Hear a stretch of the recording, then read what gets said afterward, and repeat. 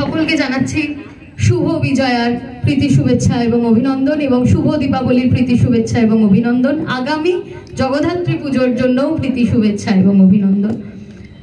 আজকে আমার কবিতাটি একটু দীর্ঘ, অনেক দিন অনেক জায়গায় বলা হয় না, একটু ধৈর্য ধরে শুনবেন। কৃষ্ণা, সব্যসাচী দেব। আমার কোনো শোক নেই, আমার কোনো বিষাদ নেই। হে কুরবৃদ্ধগণ, আমাদের নীরবতায় আমার কোনো ক্ষোভ নেই। পিতামহ ভীষ্ম, ক্ষমা করবেন, আপনাকে প্রণতি জানাবার স্থিরতা আজ নেই। আর কর্ণ, তোমার জন্য ঘৃণাও বড় বেশি মনে হয়। আর হে আমার পঞ্চস্বামী, আর্যবর্ত বিজয়ী, বীর শ্রেষ্ঠ অর্জুন, শক্তিমান ভীম, নকুল, সহদেব, আর আপনি ধর্মপুত্র, আপনারা আমার কৃতজ্ঞ অভিবাদন গ্রহণ করুন।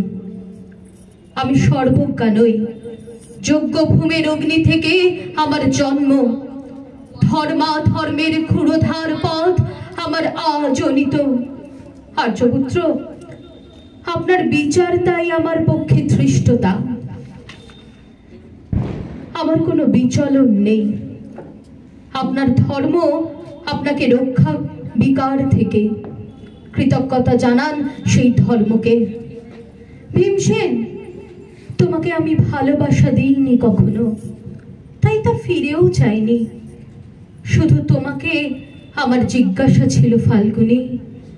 ঊর্ধ্বচারী মৎস্যের ছায়ালীন চোখের থেকেও দুর্লক্ষ কি দুর্যোধনের বুক? বলো তো সত্য করে, প্রেম নয়, শুধু পৌরুষের আস্ফালনই ছিল পাঞ্চালী বিজয়ের পটভূমি? কিন্তু মিথ্যা প্রশ্ন। আমি জানি তোমার কোনো উত্তর নেই, যেমন নেই কোনো ভালোবাসা। তোমার শুধু আশা আছে। কৌশল থেকে তুমি জেনে এসেছ বীর ভোগ্যা পৃথিবী আর রূপমুগ্ধা নারী। জেনেছ একদিন ধৃতরাষ্ট্রের হাত থেকে ছিনিয়ে নিতে হবে কৌরবের উত্তরাধিকার। জেনে এসেছ যেখানে যা কিছু সর্বোত্তম সেখানেই পৌঁছতে হবে তোমাকে। শুধু এই কুমারী লক্ষ্যের দিকে তোমার দৃষ্টি। ধনঞ্জয়, তাই অনায়াসে তুমি সরে যাও এক নারী থেকে অন্য রমণীতে। তোমার পূর্বপুরুষেরা যেমন একদা সরে গিয়েছিল এক তৃণপ্রান্তর নিঃশেষ করে চলে যেতেন বনান্তরে। এই দূত সভায় দাঁড়িয়ে আমাকে জানতে হলো নারী শুধু কয়েক প্রহরের বিলাস সঙ্গিনী। মণিময় হার, শত সহস্র তরুণী দাসী, দান্ত মাতঙ্গ, গন্ধর্ব প্রেরিত অশ্বযূথ, আর আমি পাণ্ডুপুত্র বধূ এক পংক্তিতে দাঁড়িয়ে। আমরা সবাই অপেক্ষায়। পিতৃগৃহে যেমন দেখেছিলাম অহিনীরা দূর গ্রাম থেকে নিয়ে আসে তাদের পসরা, তা আর তার উপর ঝুঁকে পড়ে ক্রুদ্ধ ক্রেতার দল, তেমনি উন্মুখ হয়ে আছে যারা আমার পতির আত্মীয়। আর আমাকে আমাদের বিলিয়ে দিতে হচ্ছে যারা, তারা আমার পঞ্চস্বামী, বিবাহের মঙ্গল সূত্র হাতে বেঁধে যার একদিন আমার উপর নিয়ম সিদ্ধ করেছিলেন তাদের অধিকার। না, শুধু এই রত্নমণ্ডিত সভাগৃহেই নয়, আরো আগে আমাকে জানতে হয়েছিল আমার কোনো বাসনা নেই, নেই কোনো নিজস্ব ইচ্ছা। অর্জুন, প্রথম দেখার মুহূর্তে আমার হৃদয় দিয়েছিলাম তোমাকে, অথচ আমার শরীরকে প্রথম আলিঙ্গন করলেন এই মহাভোগ যার খ্যাতি ধর্মপুত্র বলে। ইন্দ্রপ্রস্থের সৌধ শিখরে যখন আছড়ে পড়ত নববর্ষার জল ও ধারা, যখন আমার কামনা ছুতে চাইতো তোমাকে, আমার অন্তঃশোক দেহ তখন আকর্ষণ করত অন্য কেউ, যে আমার স্বামী। বসন্ত রজনীতে কিংসুকের প্রথম প্রেম উল্লাস মুহূর্তে তোমার ব্যাকুল বাহু দুটোকে নিত, তোমাকে নয়, অন্য কোনো যুবতীকে।